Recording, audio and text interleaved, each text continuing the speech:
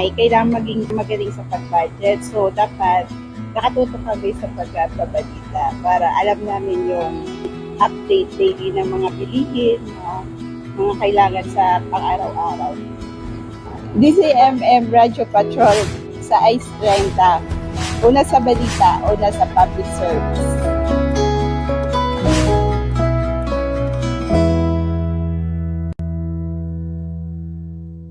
Alamin ang lagay ng ating bansa mula mismo sa ating Pangulo. Sama-sama nating siyasatin ang mga solusyon at suriin ang mga planong nabigyang katuparan. Tutukan ang special coverage mula 1:00 ng hapon. Panoorin at pakinggan ang State of the Nation Address 2025 ni Pangulong Ferdinand Marcos Jr. ngayong July 28, 2025 na mula sa nag-iisang DZMM Radio Patrol sa East 30 at DZMM Teleradyo.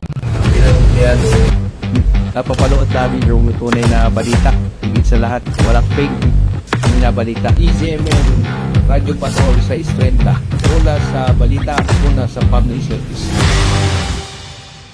Lalo ngayon matraffic sa kalsada, hindi ka mainip. Magkinig ka na balita, DZMM Radio Patrol sa East 30. Una sa balita, una sa public service.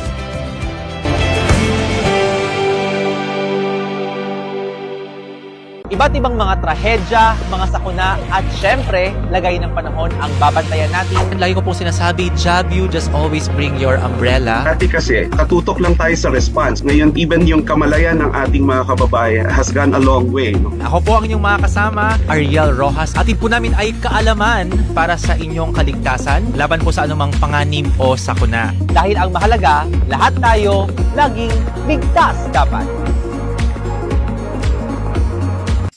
Tiyak na maganda ang morning mo tuwing Lunes hanggang Biyernes.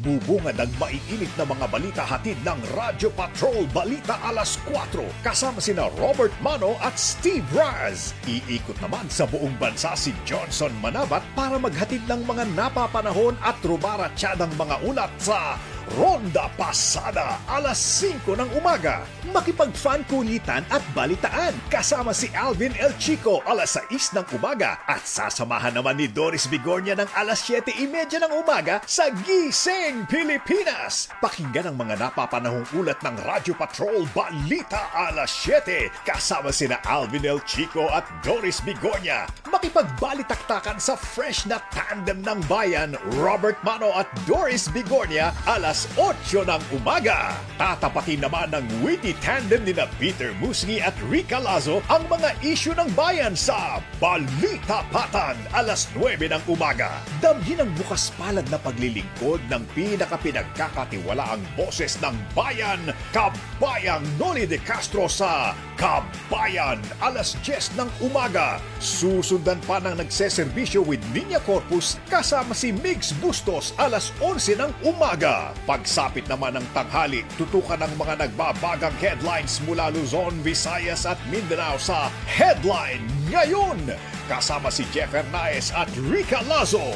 Babaunin mo talaga ang ngiti sa maghapon kapag kasama mo ang DZMM Radio Patrol sa East 30 at DZMM. Bantayan ang announcement ng wind signal sa inyong mga lugar. Ayon sa Pag-asa, kapag ang bagyo ay nasa kategoryang Tropical Depression, wind signal number 1 ang pinakamataas na babala. Sa unang issuance, may 36 na oras bago maramdaman ang lakas ng hangin na kayang magpatagilid sa maliliit na puno at sirain ang mga palay na malapit ng anihin. Kapag tropical storm na ang bagyo, hanggang wind signal number 2 naman ang babala. May 24 na oras bago maramdaman ang hangin na magdudulot ng kaunting pinsala sa mga lumang istruktura, poste ng kuryente at mahihinang street signs at pwede ring makasira sa mga palay at mais. Wind signal number 3 naman ang pinakamataas na babala para sa severe tropical storm. 18 oras bago maramdaman ang hagupit ng hangin na magdudulot ng matinding pinsala sa mga bahay na gawa sa light materials. Kaya rin itong patumbahin ang maliliit na puno. Sa isang typhoon, aabot na sa wind signal number 4 ang babala.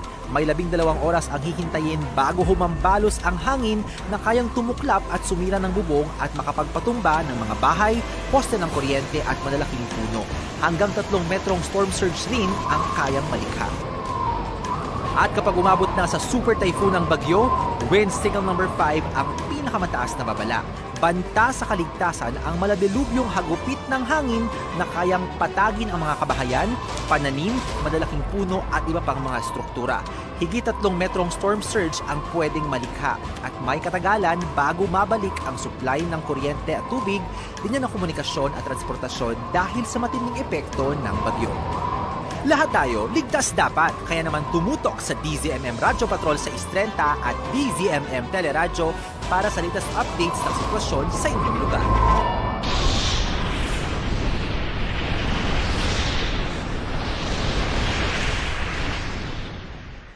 Lalo ngayon matraffic sa kalsada, hindi ka mainit. Magkinig ka na balita, DZMM, Radyo Patrol sa S30. Una sa balita, una sa public service.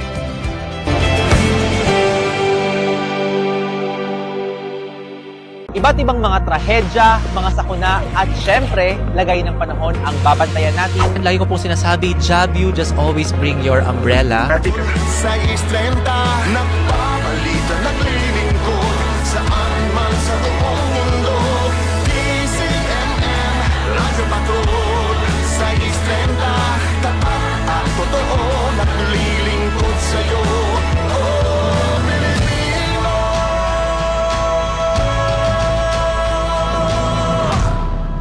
Ito po ang DZMM Radyo Patrol sa Istrenta at DZMM Teleradyo. Patuloy na magbabalita at maglilingkod kasapin ng KBP, kapisanan ng mga broadcaster ng Pilipinas. Ang oras! Hoy!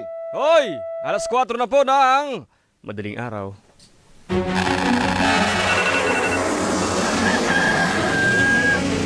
Ito ang umagang balitaang bubusugin ka sa impormasyong kapaki-pakinabang, makabuluhan at malaman. Radyo Patrol Balita Alas 4. Ang nangungunang newscast ihahatid ng malinaw, mabilis, Romaras Tiana, Antemano. Kasama sina Radyo Patrol Steve Raz at Radyo Patrol Robert Mano. Radyo Patrol Balita Alas 4.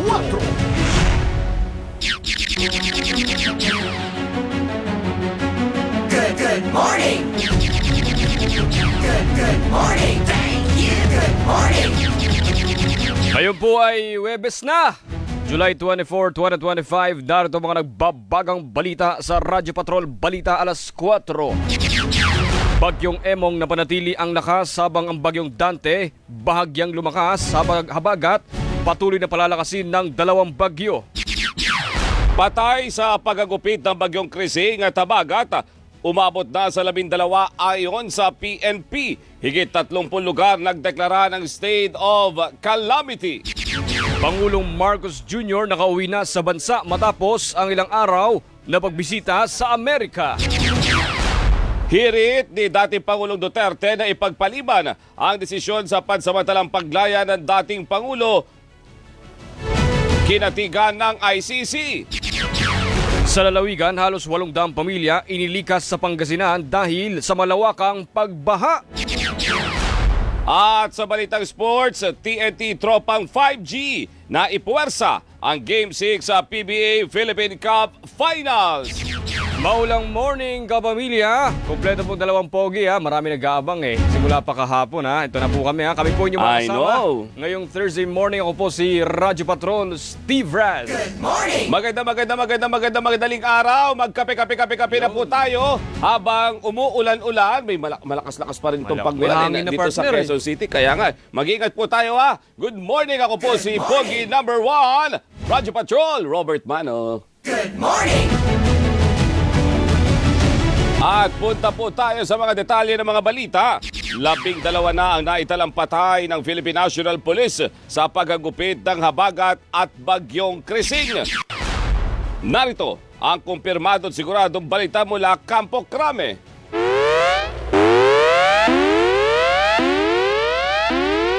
Hatid ni Radyo Patrol, Marlene Padiernos. Marlene. Sumampa na sa 12 ang bilang ng mga iniwang patay ng bagyong Krising at habagat ayon sa PNP. Sa datos ng pulisya, 5 rito ay nagmula sa Calabarzon, 3 sa Negros Island Region at tag-iisa naman sa Mimaropa, Northern Mindanao, BARM at Metro Manila na karamihan ay nasawi sa pagkalunod. Pero ayon kay OCD-OIC ASEC Rafael Alejandro IV, bineberipika pa nila ang naturang datos ng PNP dahil may proseso anyang NDRRMC sa pagbibilang ng casualties tuwing panahon ng kalamidad. Sa ngayon, nasa 7 pa rin ang patay, 7 ang sugatan at 8 naman ang nawawala sa datos ng NDRRMC dahil sa masamang panahon.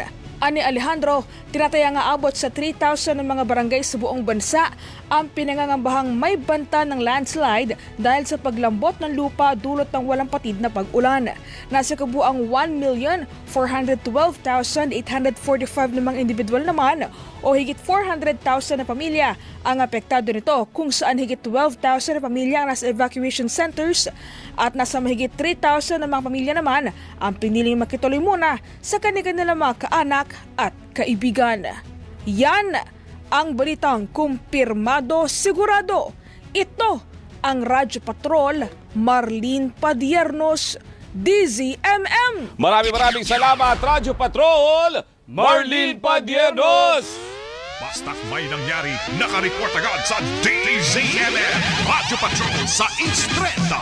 Samantala, umabot na po sa 4 na bilyong piso ang pinsala ng Bagyo at Habagat sa infrastruktura. Sa tala po ng Department of Agriculture, 323 million pesos ang halaga ng pinsala sa sektor ng agrikultura sa 8 rehiyon. Pinakamalaki ang pinsala sa mga tanim na palay. Ayon po sa Armed Forces of the Philippines, bukas ang siyam na Enhanced Defense Cooperation Agreement o EDCA sites para sa humanitarian assistance at disaster response operations. Basta AM. Isa pang report ng ating Radyo Patrol. Barangay health worker sa May Kawayan, Bulacan, patay matapos makuryente sa gitna ng pagbaha. Narito ang balitang kumpirmado sigurado mula sa Bulacan. Hatid ni Radyo Patrol, Nico Bagsik. Nico. Nag-aakyat lang ng mga gamit ang 49 anyos na barangay health worker sa kanilang binahang health center nang hindi inaasahang makuryente sa posteng bakal ng tent. Ayon kay Joey Uy, ang barangay captain ng Bayugo kung saan residente ang biktima, hindi agad malapitan ng babaeng health worker para tulungan dahil natakot din sila sa kuryente. Bagamat malalim ang baha sa kanilang lugar, naisugod pa ang biktima sa pagamutan pero binawian din ng buhay. Ayon sa anak ng biktima, 13 taon nang nagsisilbing barangay health worker ang ina. Kinumpirma naman ni Colonel Manuel Lucban ng Bulacan PDRRMO sa DZMM na ito ang kauna-unahang nasawi sa lalawigan mula ng manalasa ang bagyong Krising at Habagat.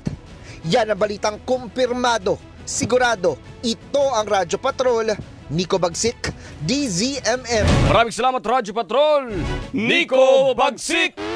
Basta't may nangyari, nakareport agad sa DZMM, Radyo Patrol sa Instrenta. Samantala, dead on arrival sa pagamutan ng isang lalaki matapos makuryente sa San Mateo, Rizal. Nagbubuhat ng yero ang biktima ng madikit sa live wire na nakalubog sa baha. Hindi magsasampa ng reklamo ang pamilya ng biktima. Sa Rizal pa rin, na-recover ng mangisda ang palutang-lutang na bangkay ng batang lalaki sa Lawa sa barangay San Isidro sa bayan ng Tanay. Tinatayang nasa edad 7 hanggang 12 ang biktima. Sa Quezon City naman, natagpuan sa Manila Bay ang bangkay ng 19 anyos na si Philton John Batistis na tinangay na malakas na agos sa sapa sa barangay Damayang Lagi. Naliligo sa sapa si Batistis at ilang kaibigan nang tangayin ng malakas na agos ng tubig sa Bulacan. Na-recover naman ang bangkay ng isang babae sa ilog sa barangay Taliptip sa Bulacan. Pinaniniwala ang taga-Malabo ng biktima na tinatayang nasa edad 30 hanggang 45, 5'3 hanggang 5'4 ang taas at nakasuot ng pulang t-shirt at maong pants. Sa Navotas naman, nalunod sa ilog ang 11 anyos na batang babae sa Road 10. Naliligo sa ilog ang biktima ng tangayin ng rumargas ang tubig. Tumagal ng 3 oras bago na-recover ang bangkay ng biktima. Sa Caloocan City naman, sinabi ni BFP NCR Public Information Unit Chief Fire Superintendent Jude de los Reyes na patuloy na hinahanap ang babaeng senior citizen na lula ng SUV na inanod sa creek. Una nang na-recover ang bangkay ng driver na si Ricardo Donasco mahigit 4 na kilometro mula sa lugar kung saan inanod ang SUV. Aminado naman ng BFP na pahirapan ng search and retrieval operation dahil sa lawak ng baha. Sa Cavite naman, nalunod sa ilog ang 16 anyos na dalagita sa ilog sa barangay Kalibuyo. Naligo sa ilog ang biktima at mga kaibigan sa kabila ng pagbabawal ng mga residente dahil sa malakas na agos at masamang panahon. At sa Batangas, pinaghahanap ang 35 anyos na lalaki na inanod ng ilog sa barangay Reparo sa Nasugbu. Nangingisda ang biktima at kanyang bayaw nang tinangka nitong tumawid sa kabilang panig ng ilog pero inanod ito ng malakas na agos at hindi pa natatagpuan. Basta AM. 9 minuto makalipas ang ika-4 na madaling araw, may 30 lugar ang isinailalim na sa state of calamity. Bunsod po na pinsalang idinulot ng bagyong Krising at Habagat. Kabilang sa mga nagdeklara ng state of calamity ang Maynila, Las Piñas, Marikina, Bataan, Cainta at San Mateo sa Rizal, Calasiao at Dagupan City sa Pangasinan at Bekawayan, Bulacan. Formal na rin isinailalim sa state of calamity ang Cebu City at Agoncillo, Batangas. Una nang nagdeklara ng state of calamity ang 23 syudad at munisipalidad sa Calabarzon, Malabon at Quezon City sa Metro Manila, Kalumpit, Bulacan, Malasiki at Umingan sa Pangasinan, Rojas sa Palawan, gayon din sa Sebaste at Barasa sa Antique o Barbasa sa Antique dahil dito magagamit na ng lokal na pamahalaan ng Quick Response Fund para sa mabilis na makatugon sa pangangailangan ng mga apektado ng kalamidad. AM, DZMM.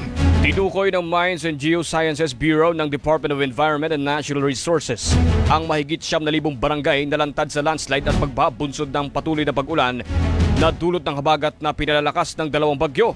Sa listahan ng DNR-MGB, mahigit 3,000 barangay mula sa Cagayan Valley, Mimaropa, Bicol at Western Visayas ang posibleng makaranas ng landslide at pagbaha. Halos 5,000 barangay naman sa Cordillera, Central Luzon at Calabarzon ang highly susceptible sa pagbaha at pagguho ng lupa. Dito naman sa Metro Manila, mahigit 1,400 barangay ang lantad sa banta ng pagbaha at landslide kung saan ang karamihan ay mula sa Maynila. Hinikayat ng DNR-MGB ang mga LGU na magsagawa ng preemptive evacuation at remonitor ang mga landslide at flood-prone areas, lalo na ang mga pumalapit sa paanan ng mga bundok, ilog at sapa. Pinapalinis sa mga ilog at waterways sa mga debris at basura para maiwasan ang pag-apaw. Basta AM. Alas 4:11 na madaling araw. 3 dam sa Luzon na nagpapakawala ng tubig dahil sa malakas na pag-ulan na dala ng habagat at bagyong Dante. Sa monitoring po ng Pag-asa, nakabukas ang 3 gate sa Ambuklaw Dam sa Benguet matapos tumaas sa 751 meters ang tubig sa dam.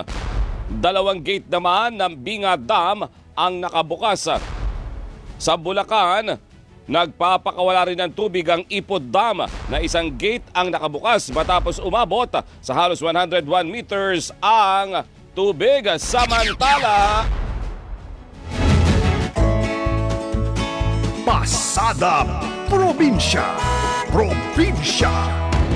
Magatda plano magpakawala ng tubig ngayong araw bilang paghahanda sa maaaring maging epekto ng bagyong Dante. Narito ang balitang kumpirmado sigurado mula Isabela, hatid ni Harris Julio. Harris.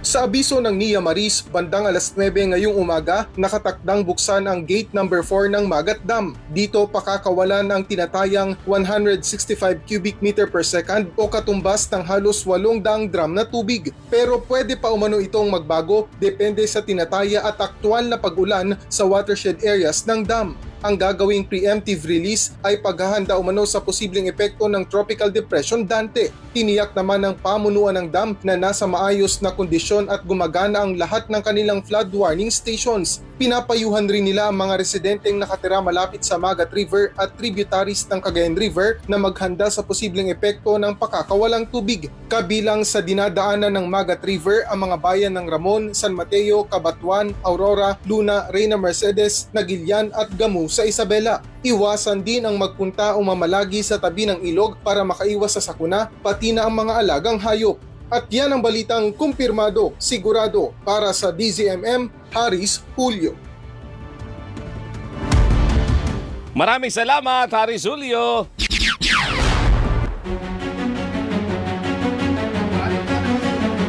Alas 4:14 na po ng madaling araw. Muli sila ng Malacanang ang klase sa lahat ng level sa Metro Manila at may 30 lalawigan ngayong araw, bunsod ng masungit na panahon, nadala ng habagat at 2 bagyo. Magpapatupad naman ng alternative work arrangement ng mga non-vital government offices at iba pang ahensya ng gobyerno. Inaasahang papasok pa rin sa mga tanggapan ang mga tauhan ng vital government offices na nagbibigay ng health emergency response. Muli rin sinuspindi ng MMDA ang number coding ngayong araw, samantala mahigit 3,000 classroom ang napinsala sa pagkagupit ng habagat. 131 paaralan ang ginagawang evacuation center sa iba't ibang bahagi ng bansa. Inatasan ng DepEd ang mga field office at paaralan na bumuo ng contingency plan sa banta ng pagbaha at landslide dahil sa patuloy na nararanasang masungit na panahon at tiyaking ligtas sa mga learning material, school records at iba pang kagamitan sa paaralan. Basta AM. Mahigit 600 tonelada ng basura ang nahakot ng MMDA matapos bahain ang malaking bahagi ng Metro Manila. Ayon po sa MMDA, mahigit 500 tonelada ang nakolekta sa 71 pumping stations. Halos 77 tonelada naman ng basura ang nakolekta sa iba't ibang lugar sa Kabaynilaan matapos sumupa ang baha. Dismayado si MMDA Chairman Romando Arte sa tambak ng mga basura na nakuha sa mga pumping station. So alam na natin, partner, kung bakit binaha tayo ng ganyang katindi. Correct. At kung bakit hindi agad humupa yung baha. Ay napakarami tonelada ang basura. Reference nito. 7 tonelada, Diyos ko. Tapos yung isa pa, bukod dun sa mga naiwan, partner, di ba, paghupa ng baha, nung nakaiwan yung lahat ng basura. Sa Araneta, ganyan eh. Yung pa mga floodgates nila, pumping stations nila, puno din ng basura. Paano makakapag-function na maayos? So far dun sa Divisoria kahapon, nalikot ako, regular yung pagkuha ng mga basura. At nakahangot naman agad. Ang problema nga, yung mga naaanod kapag binaha, Diyos ko po, napakarami. Kasi partner, yung nakuha dun sa mga kanal, drainage system. Burak! Oo. Sa Maynila, kita ko yun, interview mo kay Yorme. Yung kukwentuhan kayong dalawa. Chikahan kayo. Yun, burak nga. Burak! Hoy, sa oras po natin, 4:16 na madaling araw. Kuha po tayo ng report sa ating Radyo Patrol!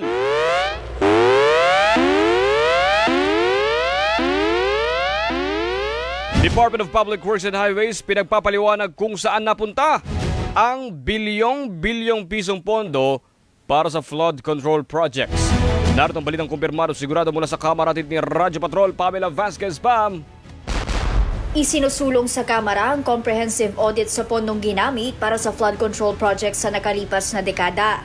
Kinwestiyon ni Kamanggagawa Party List Representative Eli San Fernando ang hindi pa rin paghupa ng baha tuwing may kalamidad sa harap ng bilyong-bilyong pisong pondo taon-taon para sa flood control. Giit pa ng mababatas, nasa higit 244 billion pesos ang inilaan sa kagawaran noong nakaraang taon para sa flood management, habang higit 3 bilyong piso ang ibinigay sa Metro Manila Development Authority.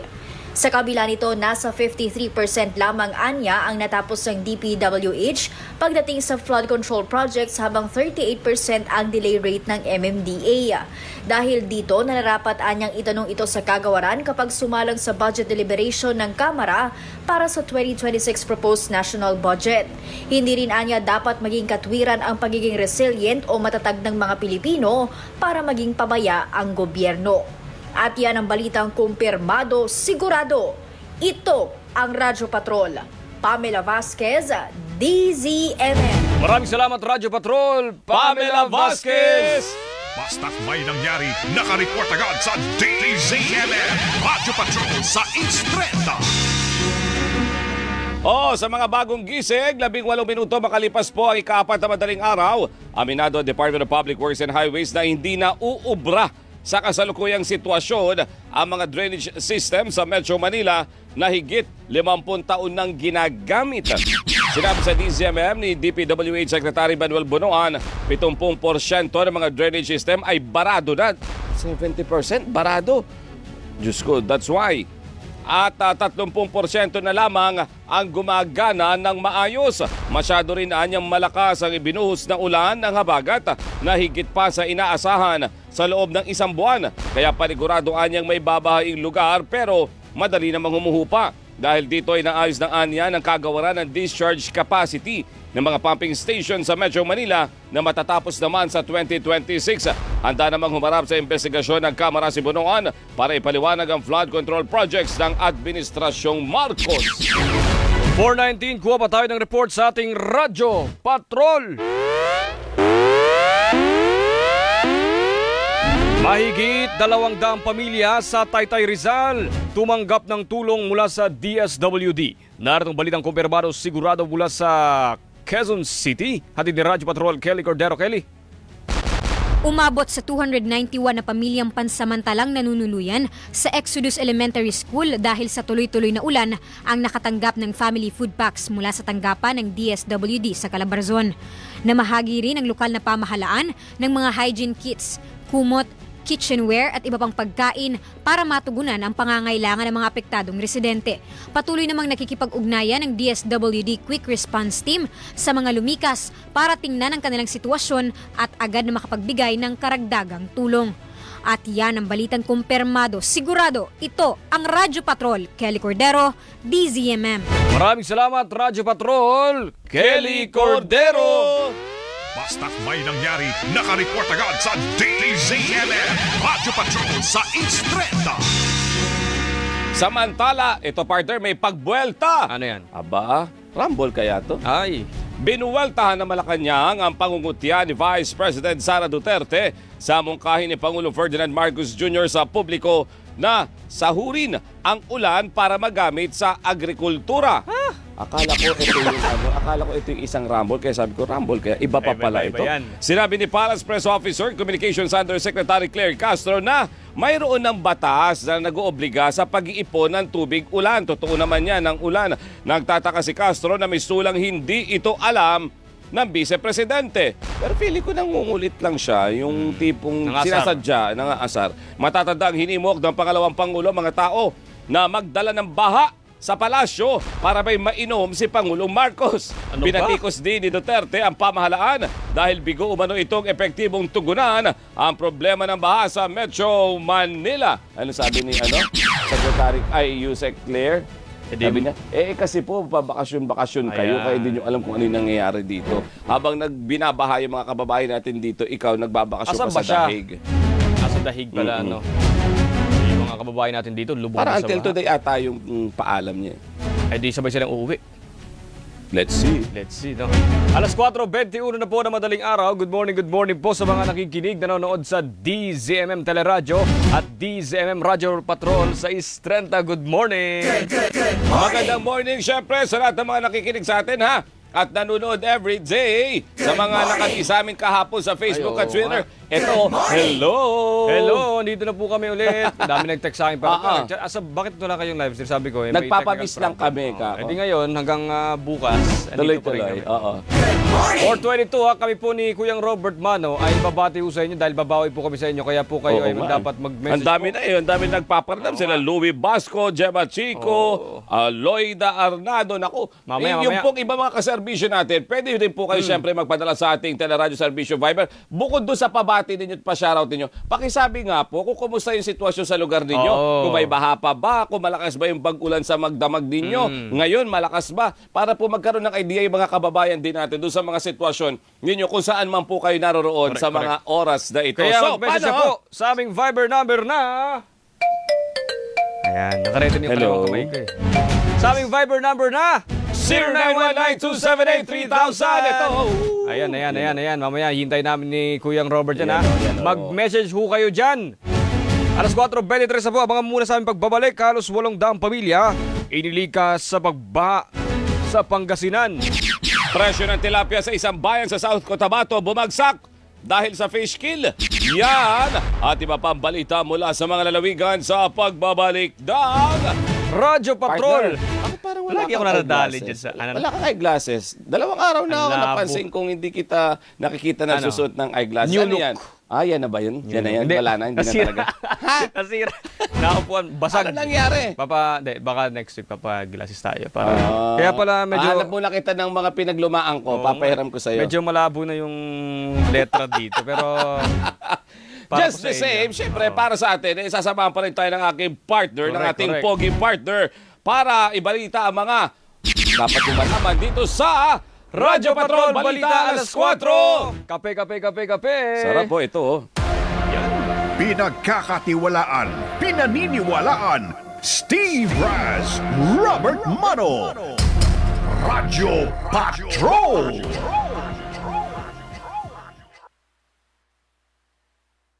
Sing! Ang inyong Mr. Gising in the morning. Ayun. With pleasure. Energy, energy, energy!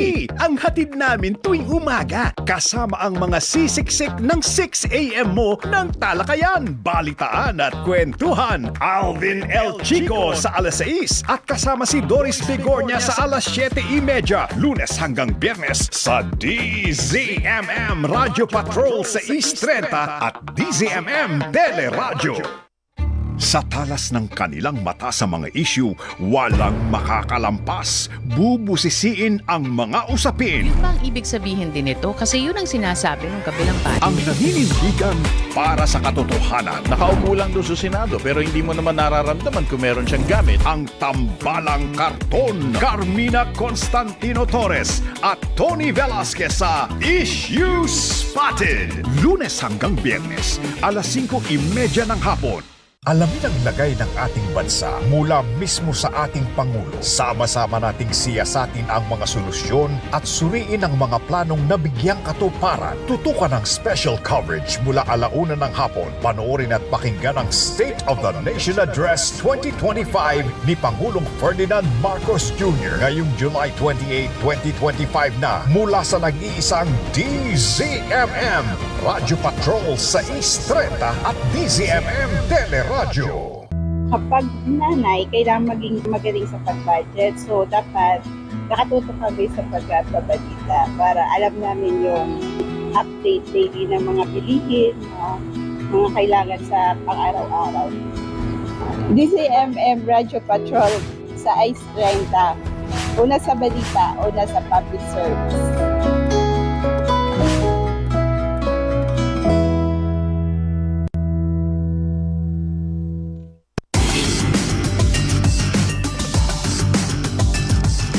Radyo Patrol Balita.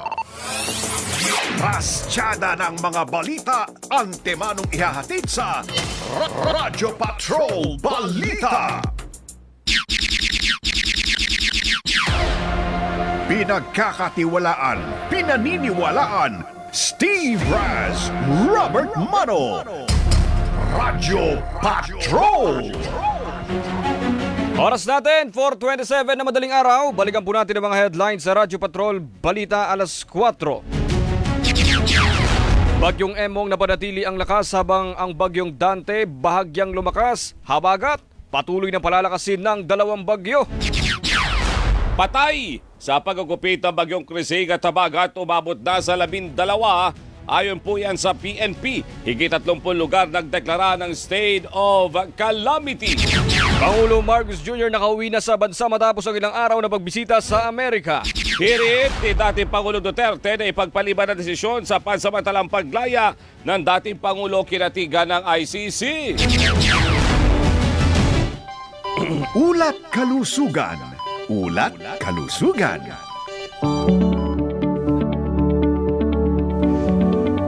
Sa ating ulat kalusugan. Nagpapalit talaga ako sa part. Kasi sabi mo ulat kalusugan. Kasi may mga pero may mga may sipon, may ubon ako po. Dahil diyan, eto binabantayan po ng Department of Health ang posibleng pagtaas ng mga kaso ng waterborne at foodborne diseases, influenza-like illnesses, leptospirosis at dengue o wild diseases. Pinapangambahan ang pagtaas sa mga nagkakasakit ng wild dahil sa halos 1 linggong pananalasa ng mga bagyo at habagat sa bansa. Babala ni Health Secretary Ted Herbosa na mapanganib ang wild diseases kapag napabayaan, pero maaari niya itong maiwasan. Payo ng kalihim, pakuluan ang inuming tubig para makaiwas sa waterborne diseases. Kapag nakakaranas naman ng sintomas ng trangkaso, magsuot ng face mask para hindi makahawa. Muli ring nabisuhan ng DOH ang publiko na umiwas sa paglusong sa baha o magsuot ng bota para makaiwas sa leptospirosis. Pinayuhan din ni Herbosa sa mga Pilipino na puksain ang mga posibleng pamugaran ng mga lamok na may dalang dengue. Yan po ang ating ulat kalusugan. ngayong Webes ng madaling araw. Agri-balita! Agri-balita! Good morning! Magandang madaling araw sa ating mga kaserbisyo magbubukid at mangingisda. Para po sa ating agri-balita, mas mataas na ani ang inaasahan ng mga magsasaka matapos ipagkaloob ng National Irrigation Administration Davao ang mga irrigation projects na nagkakahalaga ng mahigit 45 milyong piso. Ipinagkaloob sa Awao Communal Irrigators Association sa Moncayo ang Awao Communal Irrigation System Solar Project na nagkakahalaga ng mahigit 17 milyong piso na mapakikinabangan ng 29 na magsasaka. I-turn over din ang 28 milyong pisong Bongloy Communal Irrigation Project sa Barangay Pagsabangan, New Bataan para sa 29 na magsasaka at 36 na agrarian reform beneficiaries. Nagpasalamat naman ang mga pinuno ng Asya at nangakong pangangalagaan ang mga proyekto para sa susunod na henerasyon. At yan ang ating agri-balita muli. Good morning sa ating mga kaserbisyong magbubukid at mangingisda. Maulan, mag-iingat po. Alas 4:30, radsadaan po natin ang mga balita sa Lalawigan. Pasada Probinsya. Unahin natin sa Pangasinan, halos 800 pamilya ang inilikas sa Pangasinan dahil sa malawakang pagbaha nitong Miyerkules. Apektado mga bayan ng Bugalyon, Labrador, Lingayen, Binmali, Urbistondo, Calasiao, Mangatarem, Bani at Dagupan City. Itinaas ang red alert status sa lalawigan matapos lumubog ang mahigit 100 barangay. Patuloy ang pagligas at distribusyon ng tulong sa mga apektadong residente habang ang ilang kalsada ay hindi pa rin madaanan. Lumubog naman ang isang fishing vessel malapit sa Lian, Batangas, bunsod ng masamang panahon. Sa investigasyon galing sa Navotas Fish Port, Pier 1, ang FB Unity World at patungo sa Cuyo, Palawan ng hambalusin ng malalaking alon. Nasagip naman ang 13 tripulanting lula ng fishing vessel na nasa mabuti ng kondisyon. Sinasabing may kargang nasa mahigit 40,000 litro ng automotive diesel oil ang fishing vessel ng lumubog. Sa South Cotabato, bumagsak ang presyo ng tilapia sa Lake Cebu matapos ang malawakang fish kill na tumama sa mga fish cage sa lugar. Namatay malaking volume ng tilapia dahil sa kakulangan ng oxygen at bigla ang pagbabago ng temperatura ng tubig, bunsod ng malakas na pag-ulan dulot ng bagyong Krising at habagat. Naglalaro na ngayon mula sa 50 piso. Napakamura naman, 50 piso hanggang 80 pesos kada kilo ang presyo ng tilapia. Mula ho yan sa halos 200 piso para makabawi sa gasto sa mga fish cage operator. Dahil dito naapektuhan pati ang bentahan ng tilapia sa Coronadal City dahil nag-aalangan ang ilang mamimili na bumili dahil sa fish kill. Arestado naman ang isang high-value drug suspect sa bypass operation sa Surigao City. At kay Colonel Warren Dablo ng Surigao del Norte Provincial Police Office, nakumpiska mula sa 51 taong gulang na sospek ang 4 na sachet ng shabu na nagkakahalaga na mahigit 1 milyong piso. Nasamsam din sa sospek ang kalibre 45 baril at mga bala. Kasalukuyang nasa kustudiyan ng pulisya at maharap sa reklamong paglabag sa Comprehensive Dangerous Drugs Act of 2002 ang suspect. Sa Cebu, nasugatan ng isang drug suspect matapos makipagbarilan sa mga pulis sa Barangay Tayod sa bayan ng Liloan. Rumisponde sa lugar ang mga pulis matapos makatanggap ng sumbong na tinatakot ni Sammy Taborada na armado ng 2 baril ang kanyang mga kapitbahay. Pagdating ng mga pulis, agad silang pinaputukan ni Taborado kaya gumanti sila ng putok na nagresulta sa pagkasugat nito. Sugatan din ng isang anti-crime volunteer na tinamaan ng bala sa kamay at paa. Nasamsam kay Taborda ang mga gamit na baril at inihandang kakaharaping reklamo ng suspect. Sa Iloilo na aresto ng mga pulis sa bayan ng Maasin ang most wanted ng PNP sa Calabarzon. Wanted na suspect na si alias Sep sa patong-patong ng mga kaso ng statutory rape, child abuse at acts of lasciviousness.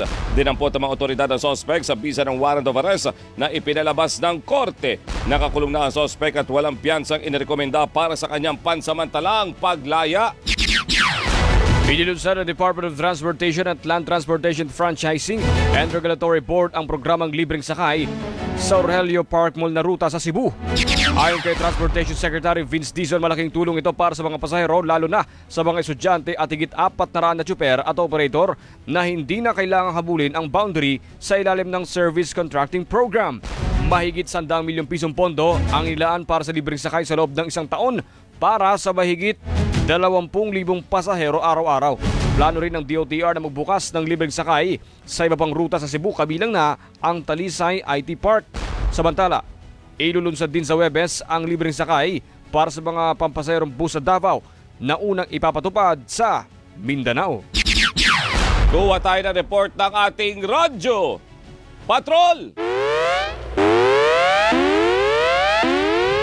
Cebu Bus Rapid Transit target magsimula ang operasyon sa Setyembre ngayong taon. Aba, narito ang balitang kumpirmado, sigurado.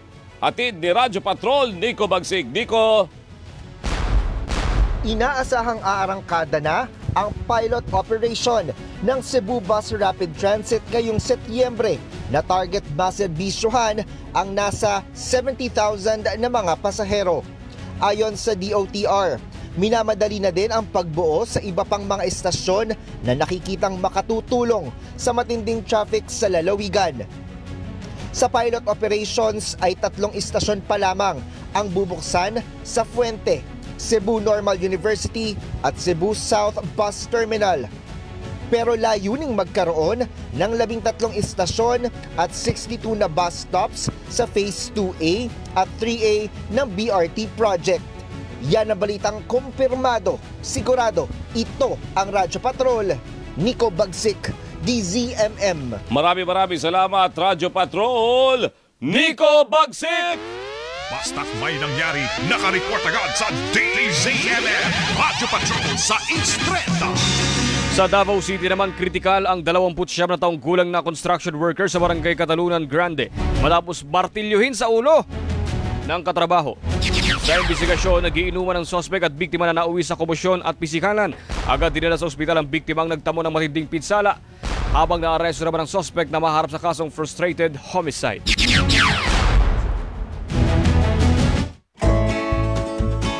Pasada Probinsya. Bangkay ng OFW na namatay matapos tamaan ng Iranian missile attack sa Israel. Iuwi na sa Negros Occidental. Narito ang balitang kumpirmado, sigurado mula sa Negros, atid ni Romeo Sobaldo. Romeo! Ngayong araw nakatakdang dumating dito sa Negros Occidental mula Israel ang bangkay ng Pinay caregiver na si Leah Mosquera. Nasawi si Mosquera sa ospital dahil sa mga tinamong sugat ilang araw matapos tamaan ng Iranian missile attack ang kanyang apartment sa Israel. Nag-alay muna ng misa ang Philippine Embassy sa Israel para sa OFW na dinaluhan ng mga pamilya ng biktima, diplomats at community members. Taga San Enrique, Negros Occidental si Mosquera na 17 taon nagtrabaho sa Israel. Siya ang kauna-unahang Filipino casualty sa gulo ng Iran at Israel. At yan ang balitang kumpirmado, sigurado para sa DZMM, Romeo Subaldo. Maraming salamat, Romeo Subaldo. Alas 4:37 na po na madaling araw, abangan po sa aming pagbabalik. PNP Chief General Nicolas Torre III, kakasa sa hamong suntukan, suntukan partner ni Davao City Acting Mayor Sebastian Duterte. So let's get ready to rumble! Sa Arneta sa linggo, kung sakaling matuloy. Ako, feeling ko, ito yung papalit kapag lumalaban si dating Senator Manny Pacquiao. Ito yung walang mga tao sa kalsada. Walang biyahe. Aabangan yan. Wala rin mga hold up, mga snatch. Lahat aabangan. At sa Sona speech naman ni Pangulo Marcos Jr., halos patapos na ang mga detalye sa pagbabalik ng Radyo Patrol Balita alas 4! Kape! At pandesal! Pinagkakatiwalaan, pinaniniwalaan, Steve Raz, Robert Mano, Radyo Patrol.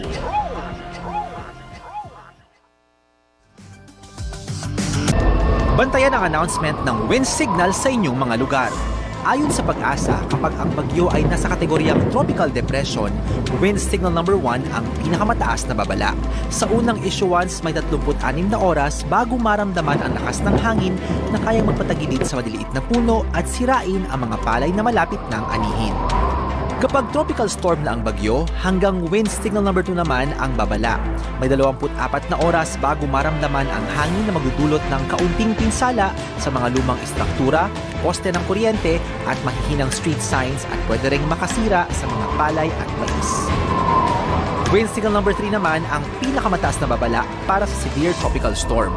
18 oras bago maramdaman ang hagupit ng hangin na magdudulot ng matinding pinsala sa mga bahay na gawa sa light materials.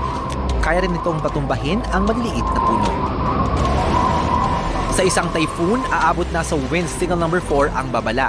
May 12 oras ang hihintayin bago humambalos ang hangin na kayang tumuklap at sumira ng bubong at makapagpatumba ng mga bahay, poste ng kuryente at malalaking puno. Hanggang 3 metrong storm surge rin ang kayang malikha.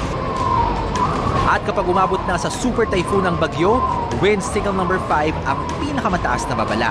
Banta sa kaligtasan ang maladilubyong hagupit ng hangin na kayang patagin ang mga kabahayan, pananim, madalaking puno at iba pang mga struktura.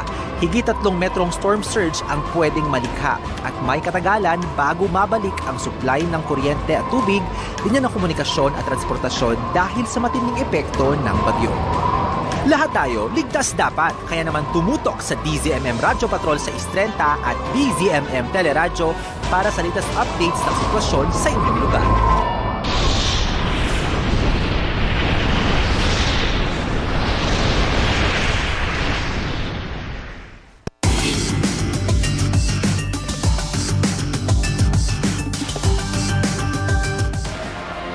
Pinagkakatiwalaan, pinaniniwalaan, Steve Raz, Robert Mano, Radyo Patrol.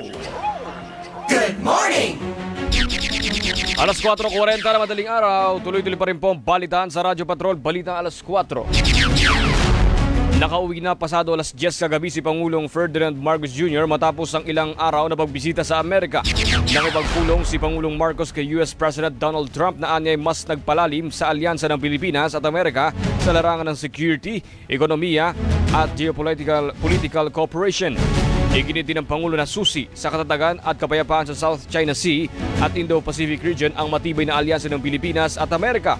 Bitbit ng Pangulo ang $21 bilyong investment pledge matapos makipagpulong sa ilang negosyante sa larangan ng semiconductors, healthcare at infrastructure na magbibigay ng dagdag na trabaho sa mga Pilipino.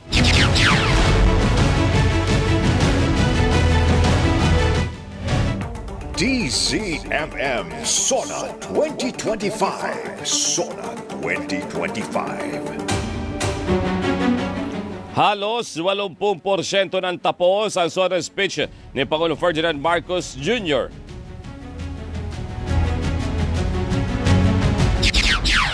Ilalahad ng Pangulo ang kanyang ika-4 na SONA sa Lunes sa Batasang Pambansa. Kumpiyansa ang Pangulo na maaga matatapos ang kanyang SONA matapos ang pagbisita sa Amerika. Doble kayod anya sila sa paghahanda ng kanyang magiging ulat sa bayan. Tatalakay ng Pangulo sa kanyang SONA mga programa na nasimulan at ipagpapatuloy ng kanyang administrasyon. 4:42, kuha pa tayo ng report sa ating Radyo Patrol.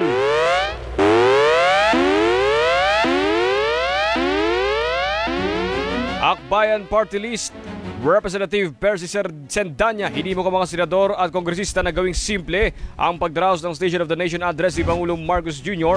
sa Lunes. DZMM Sona 2025. Sona 2025. Narito balitang kumpirmado sigurado mula sa Kamara at hindi Radyo Patrol, Pamela Vasquez. Pam? Dapat maging conscious ang Senado at Kamara sa gagawing SONA ng Pangulo sa darating na Lunes, July 28. Sa harap ito ng mga nararanasang pag-ulan na dulot ng nagdaang bagyo at habagat. Ayon kay Akbayan Party List Representative Percy Sendanya, may mga komunidad pang hindi nakakabangon sa mga pagbaha. Kapag ginawaan niyang magarbo ang SONA ay magiging insensitive ito sa mga apektadong mamamayan. Panahon din umano ito para sa pakikiramay at kababaang loob, kaya mas maiging gawin na lamang simple ang SONA. Narito ang tinig ni Akbayan Party List Representative Percy Sendanya. Balikan natin ang layunin ng SONA ayon sa konstitusyon. Trabaho ng Pangulo na mag-report sa Kongreso at Sambayanan. Trabaho natin na makinig at himayin ang kanyang report, hindi ito fashion gala. Malaki ang inaasahan ng mamamayan sa SONA ng Pangulo. Marami silang tanong na nangangailangan ng agarang sagot sa Pangulo. Isa na dyan kung nasaan ang agarang tulong para sa mga nasalanta at kung bakit tila lumalala ang problema ng pagbaha sa kabila ng bilyong-bilyong piso na ginugugol natin taon-taon sa mga flood control projects. Yan ang tinig ni Akbayan Party List Representative Percy Sendanya. At yan ang balitang kumpirmado sigurado. Ito ang Radyo Patrol. Pamela Vasquez, DZMM. Maraming salamat, Radyo Patrol! Pamela Vasquez! Basta't may nangyari, nakareport agad sa DZMM Radyo Patrol sa Instrenta. Pinagbigyan ng International Criminal Court Pre-Trial Chamber 1 ang motion ng kampo ni dating Pangulong Duterte na ipagpaliban ang desisyon sa hirit na interim release ng dating Pangulo. Base sa desisyon ng ICC Pre-Trial Chamber 1, pinagbigyan ng mga maestrado ang motion ng kampo ni Duterte hanggat wala pa desisyon ng korte o may gawing bagong aksyon ang defense team. Nilinaw naman ng ICC Pre-Trial Chamber 1 na walang epekto sa ang kanilang desisyon sa pagtalakay sa hinihinging pansamantalang paglaya ni Duterte. Mahigit 4 na buwan nang nakakulong sa ICC Detention Facility sa The Hague. Si Duterte na inaresto sa NAIA noong Marso at isinuko sa ICC.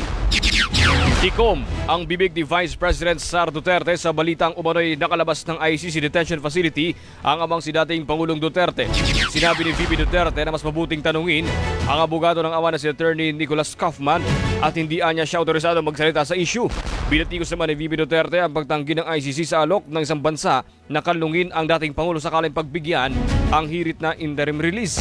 Inakusahan ng Vice Presidente ang ICC na ayaw palayain ng ama dahil wala na anyang matitirang preso kapag pansamantalang nakalaya ang dating Pangulo. Oras natin, 4:46 ng umaga. Partner, bigyan mo nga ako ng ano yung bed natin sa sports. Sports? Mag-sports na ako, nandito na si Alfred. Sports Balita. PNP Chief General Nicolas Torre III. Sports ba to? Kaya pala kasi boxing. Kinagata ang hamong suntukan ni Davao City Acting Mayor Sebastian Duterte. Ay, kala ko naman talagang sports na to. Napeki ako. Boxing yan eh. Ito na nga. Go. Yan. Ayan, Ipa-sound diba? effects na tayo. Laban na to. Abangan na tato sa Sunday. Nako, nabigyan mo na ako ng stingan ni Radyo Patrol natin.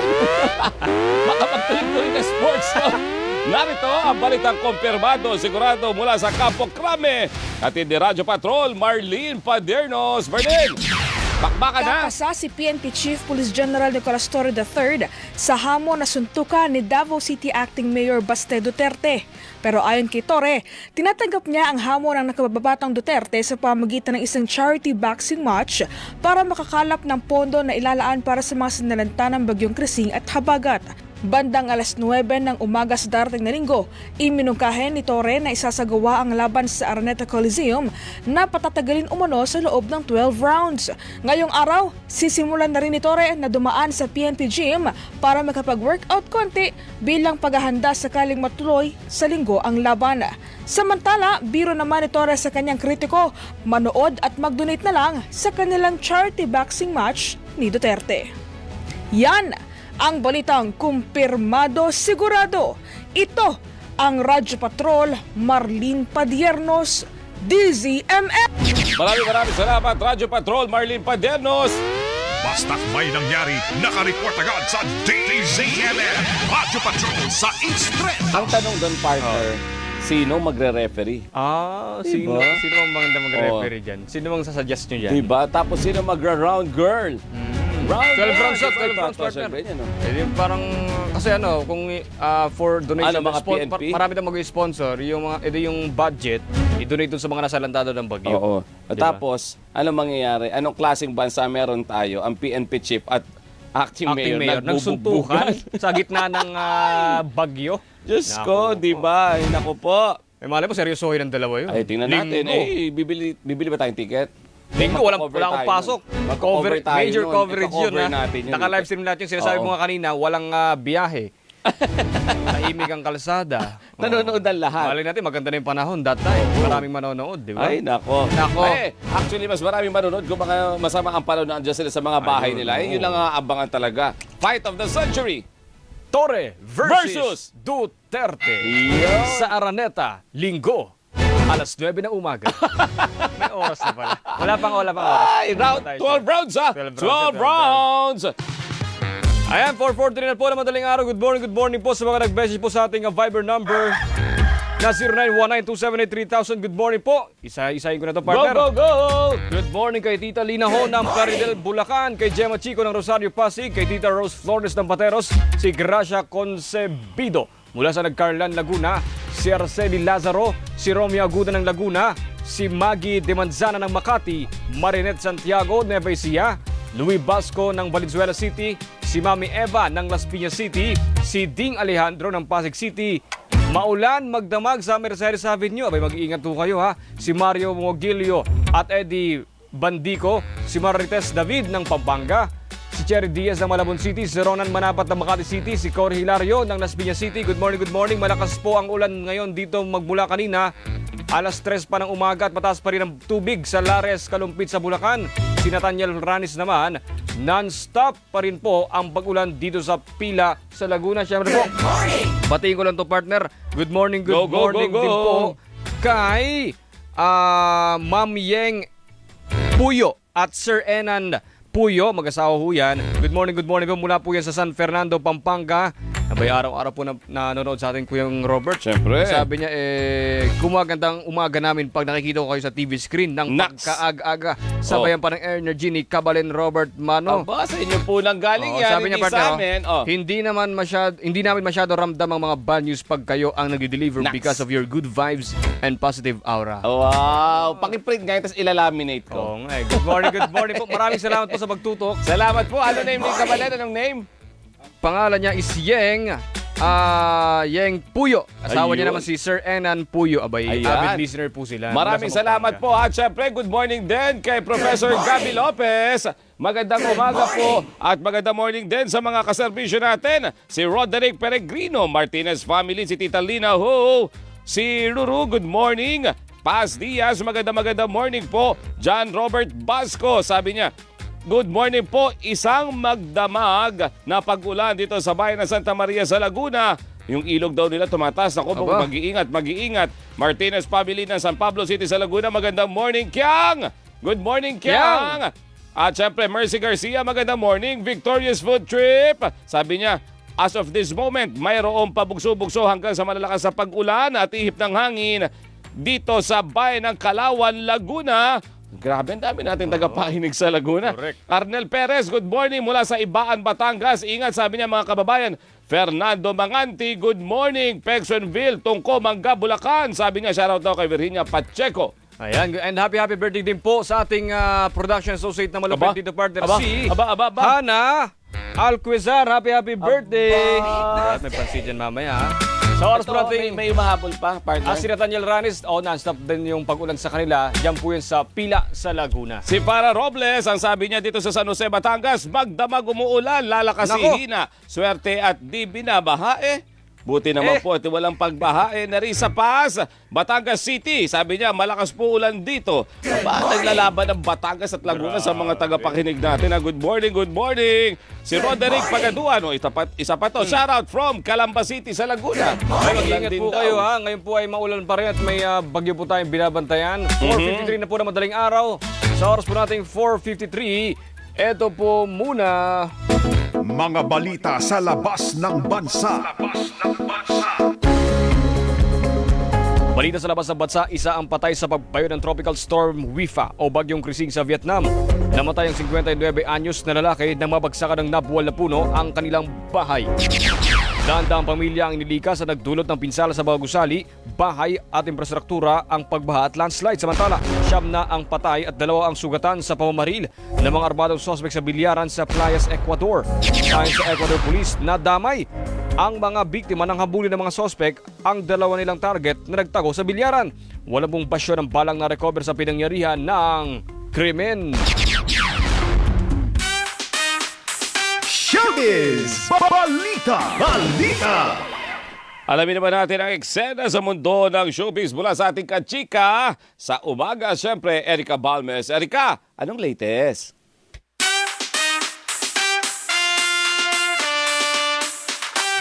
Chika morning, kapamilya! Ito na nga ang latest. Mula sa trending na election song ni Miguelito Guerrero, patok din ang action scene ng karakter na ginagampanan ni Jake Cuenca matapos makipagbakbakan ng nakabrief sa latest episode ng Kapamilya serye na FPJ's Batang Quiapo. Sa nasabing eksena, sinugod ng kapatid ni Tanggol na si Santino ang bahay ni Miguelito matapos madiskubring siya ang pumatay sa kapatid nitong si David at bilang ganti, nais din itong paslangin si Miguelito. Ilan sa mga netizens kinumpira pa ang tila parehong eksena ni Jake at sa eksena ni Maris Racal na nakipagbakbakan din ng nakabikini sa katatapos lang na action seryeng Incognito.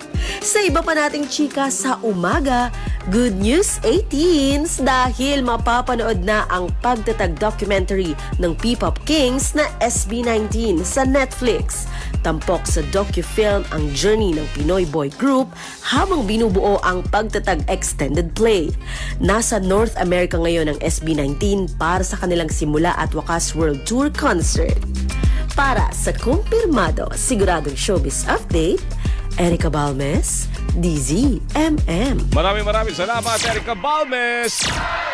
Oh, ito na mo sa sports! Balita! Meron pa, partner? Meron pa, may part 2 pa ng sports. Ito sa ating sports balita, TNT tropang 5G.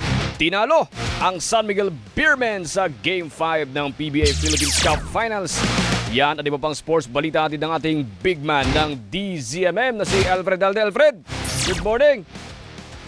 Good morning, Robert at Steve. Para sa ating balitang sports, naipwersa ng TNT tropang 5G ang Game 6 sa PBA Philippine Cup matapos talunin ng San Miguel Beermen sa Game 5 ng Best of 7 series sa score na 86-78. Nanguna sa panalo ng tropang 5G sina Brandon Ganuelas Rosser at Almon Vosotros. Muling maghaharap ang SMB at tropang 5G sa Game 6 ng PBA Philippine Cup Finals bukas. Samantala, dalawa pang Pinoy pool player ang umabante sa winners bracket ng 2025 World Pool Championship sa Jeddah, Saudi Arabia. Tinalo ni dating world champion Carlo Biado ang Dutch pool player sa score na 9-5 sa first round ng torneo. Brinangko naman ni Johan Chua ang hometown bet na si Mohamed Al-Bakhi. At yan ang kumpirmadong sports balita ngayong madaling araw. Ako po, si Alfred Alde, DZMM. Ayan, wala na siya report doon sa isa pa ulit. Yung box. Dapat yung boxing. Dapat in-sports niya ulit yun eh. Yung Torre versus Baste.